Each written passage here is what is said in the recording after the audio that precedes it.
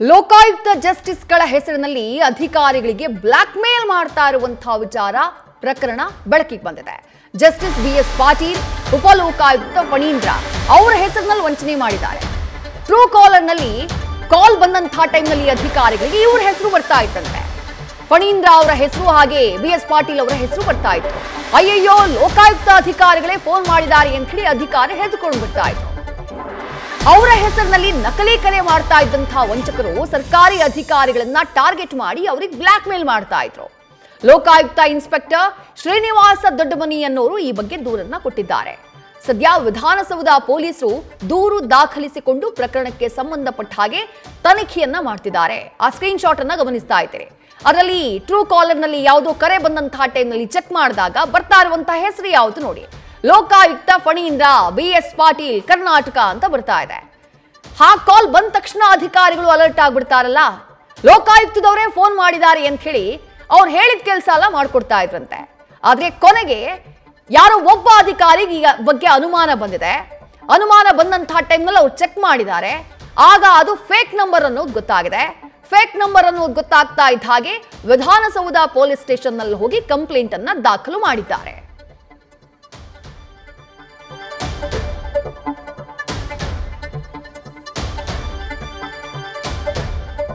ಈ ರೀತಿ ಲೋಕಾಯುಕ್ತ ಅಧಿಕಾರಿಗಳ ಹೆಸರಿನಲ್ಲಿ ವಂಚನೆ ಪ್ರಕರಣ ಬೆಳಕಿಗೆ ಬಂದಿರೋದು ಇದೇ ಮೊದಲೇನಲ್ಲ. ಈ ಹಿಂದೆಯೂ ಕೂಡ ಇದೇ ರೀತಿ ಟ್ರೂ ಕಾಲರ್ ಆಪ್ ನ ಬಳಸಿ ವಂಚನೆ ಮಾಡಿರೋದು ಬೆಳಕಿಗೆ ಬಂದಿತ್ತು. ಈಗ ಮತ್ತೊಮ್ಮೆ ಅಂಥದ್ದೇ ವಂಚನೆ ಪ್ರಕರಣ. ಬಟ್ ಇಲ್ಲಿ ಅಧಿಕಾರಿ ಅಲರ್ಟ್ ಆದವರು ಯಾರಿಗೆ ಕರೆ ಬಂದಿತ್ತೋ ಆ ಅಧಿಕಾರಿ ಅಲರ್ಟ್ ಆಗಿ ಪೊಲೀಸ್ ಸ್ಟೇಷನ್ಗೆ ಹೋಗಿ ಕಂಪ್ಲೇಂಟ್ ಅನ್ನ ಕೊಟ್ಟಿದ್ದಾರೆ.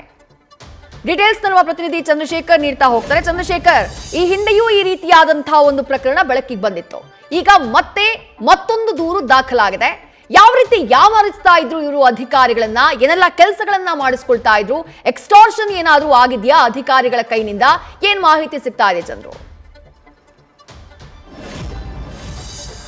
ಖಂಡಿತವಾಗಿಯೂ ವಿದ್ಯಾ, ಏನು ಲೋಕಾಯುಕ್ತರ ಹೆಸರಲ್ಲಿ ಈ ಮೊದಲು ಕೂಡ ಫಣೀಂದ್ರ ಅಂದರೆ ಉಪಲೋಕಾಯುಕ್ತರಿದ್ದಾರೆ, ಫಣೀಂದ್ರ ಅವರ ಹೆಸರಲ್ಲಿ ಸಾಕಷ್ಟು ವಂಚನೆ ಆಗಿತ್ತು. ಅವರು ಏನು ಕೆಲವೊಂದು ಅಧಿಕಾರಿಗಳಿಗೆ ಫೋನ್ ಮಾಡಿ ಸಾಕಷ್ಟು ಎಕ್ಸ್ಟ್ರಾಕ್ಷನ್ ಅನ್ನ ಮಾಡ್ತಾ ಇದ್ರು, ಮತ್ತೆ ಲಕ್ಷ ಲಕ್ಷ ಹಣಕ್ಕೆ ಡಿಮ್ಯಾಂಡ್ ಅನ್ನ ಕೂಡ ಮಾಡ್ತಾ ಇದ್ರು. ಜೊತೆಗೆ ಹಣವನ್ನ ತೆಗೆದುಕೊಂಡು ಬಂದು ಲೋಕಾಯುಕ್ತ ಆಫೀಸ್ ಮುಂದೆನೆ ಕೊಡಿ ಅನ್ನುವಂತಹ ಒಂದು ಮಾತನ್ನ ಕೂಡ ಹೇಳ್ತಾ ಇದ್ರು. ಈ ವಿಚಾರವಾಗಿ ಈಗಾಗಲೇ ಖುದ್ದು ಫಣೀಂದ್ರ ಅವರೇ ಒಂದು ದೂರನ್ನ ವಿಧಾನಸೌಧ ಪೊಲೀಸ್ ಠಾಣೆಯಲ್ಲಿ ದಾಖಲು ಮಾಡಿದ್ರು. ಆದರೆ ಆ ಒಂದು ಪ್ರಕರಣಕ್ಕೆ ಸಂಬಂಧಪಟ್ಟಂತೆ ಯಾವುದೇ ರೀತಿಯಾದಂಥ ಬೆಳವಣಿಗೆ ಕಂಡಿಲ್ಲ. ಆದರೆ ಈಗ ಸದ್ಯಕ್ಕೆ ಬಿಎಸ್ ಪಾಟೀಲ್ ಅಂದರೆ ಲೋಕಾಯುಕ್ತರು ಯಾರಿದ್ದಾರೆ ಅವರ ಹೆಸರಿನಲ್ಲಿ ಒಂದು ಟ್ರೂ ಕಾಲರ್ ಅಲ್ಲಿ ಹೆಸರು ಹಾಕೊಂಡು ಏನು ದೊಡ್ಡ ದೊಡ್ಡ ಅಧಿಕಾರಿಗಳಿಗೆ ಫೋನ್ ಮಾಡೋದು, AEE ಅಥವಾ ತಹಶೀಲ್ದಾರ್ ಆಗಿರ್ಬೋದು, AC ಆಗಿರ್ಬೋದು, DC ಗಳಿಗೆ ಕೂಡ ಕರೆ ಮಾಡಿ ನಾವು ಲೋಕಾಯುಕ್ತ ಏನು ಈ ಕಚೇರಿಯಿಂದ ಮಾತಾಡ್ತಾ ಇದ್ದೇವೆ, ಸಾಹೇಬರು ಮಾತಾಡ್ತಾರೆ ತಗೊಳ್ಳಿ ಅನ್ನುವಂತಹ ಮಾತುಗಳನ್ನು ಹೇಳೋದು.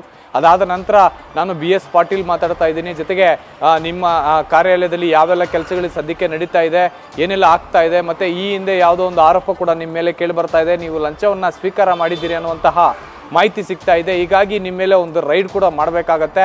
ಈ ರೈಡ್ ಮಾಡಬಾರ್ದು ಅಂತಂದ್ರೆ ನಮ್ಮ ಅಸಿಸ್ಟೆಂಟ್ ನಿಮ್ಮ ಜೊತೆಲಿ ಮಾತಾಡ್ತಾರೆ ಅಂತ ಹೇಳಿ ಮತ್ತೆ ಒಬ್ಬರಿಗೆ ಅವ್ರ ಕೈಯಲ್ಲಿ ಫೋನ್ ಕೊಡೋದು. ಆ ಫೋನನ್ನು ತೆಗೆದುಕೊಂಡು ಜೊತೆಗೆ ಅವರು ಸಾಹೇಬ್ರು ಹೇಳಿದ್ದಾರೆ ನಿಮ್ಮ ಮೇಲೆ ಯಾವುದು ರೈಡ್ ಆಗಬಾರ್ದು ಅಂತಂದ್ರೆ ಈ ಒಂದಷ್ಟು ಕಮಿಟ್ಮೆಂಟನ್ನು ಕೊಡಬೇಕಾಗತ್ತೆ. ಕೊಡೋದು ನೀವು ಸದ್ಯ ನಾವು ಹೇಳೋ ಜಾಗಕ್ಕೆ ಒಂದಷ್ಟು ಹಣವನ್ನು ತೆಗೆದುಕೊಂಡು ಬಂದು ಕೊಡಿ ಅನ್ನುವಂತಹ ಮಾಹಿತಿಯನ್ನು ಕೂಡ ಹೇಳಿಕೆಯನ್ನು ಕೂಡ ಹೇಳ್ತಾ ಇದ್ರು ಅನ್ನುವಂಥ ಮಾಹಿತಿ ಸಿಕ್ಕಿದೆ.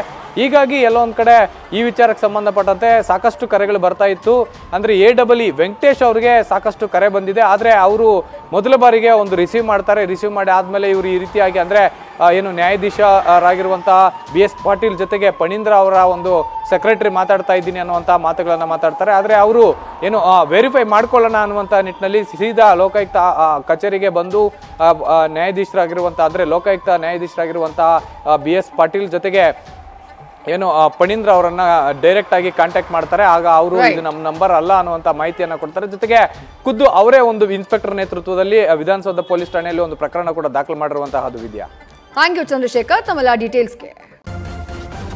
ನ್ಯೂಸ್ ಫಸ್ಟ್ ನಿರ್ಭೀತಿಯಿಂದ ನಿಮ್ಮ ಪರವಾಗಿ.